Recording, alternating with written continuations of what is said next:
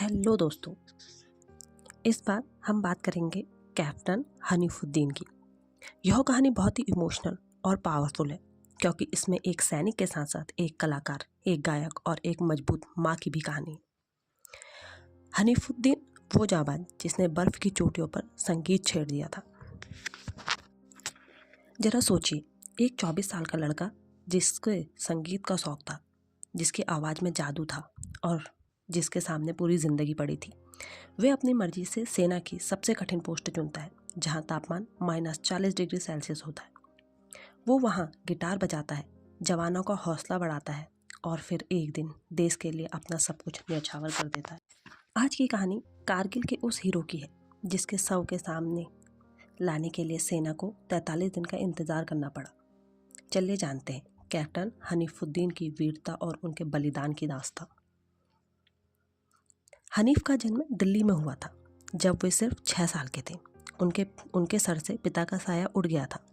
उनकी माँ, जो एक शास्त्रीय गायिका थी, ने अकेले ही उन्हें और उनके भाइयों को पाला। को संगीत विरासत में मिला था। ये दिल्ली के रामजस कॉलेज के रॉक स्टार थे, लेकिन उनके दिल में देश सेवा का जुनून संगीत से भी ज़्यादा बड़ा था। 1997 में वे सेना में भर्ती हुई। ट्रेनिंग के दौरान उनसे पूछा गया कि वे कहाँ तैनात होना चाहते हैं। उन्होंने सबसे मुश्किल जगह चुनी, सियाचिन। जून 1999, कारगिल युद्ध अपने चरम पर था। हनीफुद्दीन की यूनिट 11 राजपूताना राइफल्स के बलाटिक सेक्टर में 18,000 फीट की ऊंचाई पर एक रणनीति चोटी पर कब्जा करने का काम सौंपा गया। वहां दुश्मन घात लगाकर बैठा था। हनीफ और उनके जवान बिना किसी कवर के सीधे चढ़ाई कर रहे थे। बर्फीली हवाएं चेहरे को छिल रही थी। अचानक ऊपर से भारी गोलाबारी शुरू हो गई। हनीफ घायल हो गए, लेकिन उन्होंने हार नहीं मानी। वो गोलियों की बौछार के बीच आगे बढ़ते रहे ताकि उनके साथी सुरक्षित पोजीशन ले सके। दुश्मन की संख्या बहुत ज़्यादा थी। अपनी आखिरी सांस तक लड़ते हुए हनीफ शहीद हो गए, लेकिन त्रासदी अभी ख़त्म नहीं हुई थी।